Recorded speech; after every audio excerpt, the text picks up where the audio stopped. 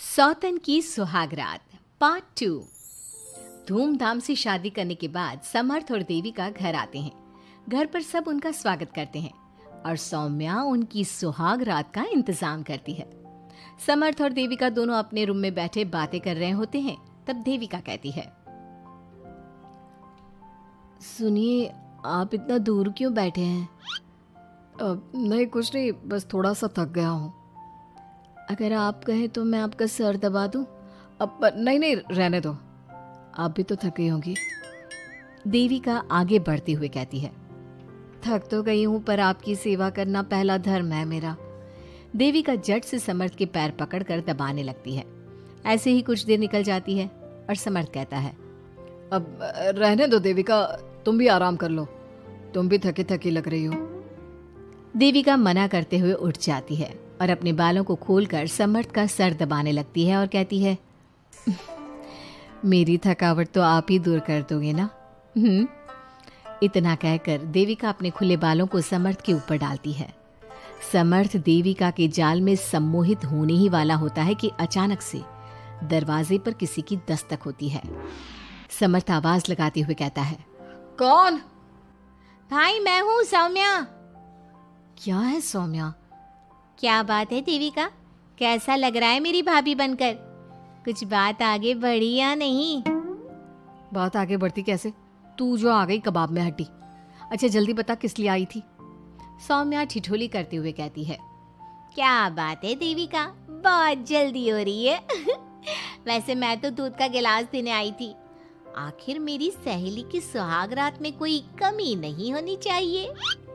देविका दूध का ग्लास लेते हुए जल्दी से दरवाजा बंद कर लेती है और पीछे मुड़कर देखती है तो समर्थ तो सो चुका था। देविका समर्थ को उठाते हुए कहती है, सुनिए समर्थ जी, उठ जाइए ना, सौम्या दूध देने आई थी, इसे पी लीजिए फिर आप सो जाना। समर्थ नींद में उठता है और दूध पीकर फिर से सो जाता है।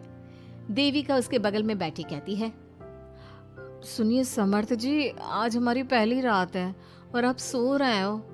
समर्थ नींद में ही कहता है, देविका मैं बहुत थक गया हूँ, मुझे बहुत तेज नींद आ रही है, तुम भी सो जाओ। सोने के लिए तो पूरी रात पड़ी है, आप उठिए ना और कुछ देर मुझसे बात तो करिए।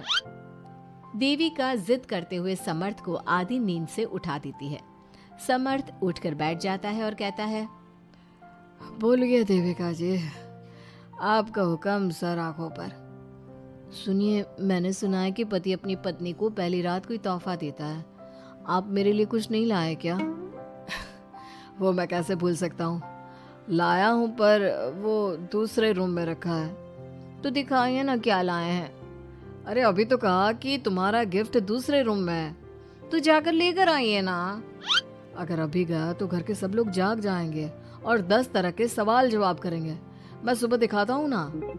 समर्थ इतना कहकर लेट जाता है और लेटे लेटे देविका से कहता है, अच्छा सुनो देविका, मुझे बहुत नींद आ रही है, मैं सो रहा हूँ, तुम भी सो जाओ। देविका समर्थ की बात सुनकर कहती है, आपको तो हमारी पहली रात की कुछ पड़ी ही नहीं है। इतना कहकर देविका भी उसके करीब आकर लेट जाती है और सो जाती है। अगली सुबह अधीरा समर्थ के रूम में सफाई करने आती है और देविका को उसके करीब लेटा देख रोने लगती है। रोने की सिसकी सुनकर समर्थ की आंख खुल जाती है। वो उठकर देखता है कि अधीरा उसके कमरे में रो रही है। उसे देखते ही समर्थ बहुत गुस्से में आ जाता है और अधीरा से कहता है, अधीरा, तुम सुबह सुबह क्यों रो रही हो? तुम्हें यहाँ नहीं आना चाहिए था, जाओ यहाँ से। समर्थ अधीरा का हाथ पकड़कर रूम के बाहर कर देता है और कहता है, अब बिना दरवाजा नॉक किए अंदर मत आना। इतने में देविका भी आ जाती है और समर्थ को भड़काते हुए कहती है, हाँ समर्थ जी, ये रो रो कर हमारे घर में अपशगुन कर रही है और अब ये देखो कैसे मगरमच्छ के आंसू दिखा रही है। इतना कहकर देविका अधीरा का हाथ पकड़कर घसीटती है और कहती है, अब क्या रोती रहेगी या कुछ काम भी करेगी? मुफ्त में रोटियां तोड़ने को नहीं मिलेगी यहाँ पर, चल उठ यहाँ से और कुछ काम कर। अधीरा वहां से उठकर रोते रोते चली जाती है और जाकर रसोई में सबके लिए चाय बनाती है और चाय जाकर पहले अपनी सास को देती है। चाय पीते ही मंजू अधीरा को गुस्से से कहने लगती है, लगता है मुझे मारने की साजिश कर ली है। अरे अभी तक तूने ढंग की चाय बनाना नहीं सीखा। इतनी मीठी चाय बनाई है कि कहीं मैं शुगर की बीमारी से मर ही ना जाऊं। अरे जा जाकर तू मर कहीं। अधीरा मंजू की बात सुनकर दुखी होती है। इतने में सौम्या वहां आ जाती है और कहती है, ये लो, महारानी अभी यहीं बैठी है और मैं पूरे घर में देख आई। अरे ओ महारानी, यहाँ बैठकर किसका मातम मना रही हो? उठ यहाँ से और जाकर हमारे कपड़े धो, बहुत कपड़े पड़े हैं धोने को। अधीरा वहां से कपड़े धोने चली जाती है और बैठे बैठे खुद को कोसने लगती है। हे भगवान, मुझे उठा ले तो अच्छा है, मैं थक गई हूँ इस जिंदगी से। ऐसे ही कुछ दिन निकल जाते हैं। अब समर्थ भी अपने काम पर जाना शुरू कर देता है। एक शाम अधीरा घर के सारे काम करके अपने रूम में आराम कर रही थी और मंजू अधीरा को आवाज लगाते हुए कहती है, अरे ओ कलमुही, अगर आराम हो गया हो तो आकर मेरे पैर दबा दे। देविका उस समय वहीं से गुजर रही थी और समर्थ का घर आने का टाइम देखकर देविका मंजू से कहती है, माँ जी सुनिए, आप कहें तो मैं दबा दूं आपके पाँव। पता नहीं अधीरा कहाँ है।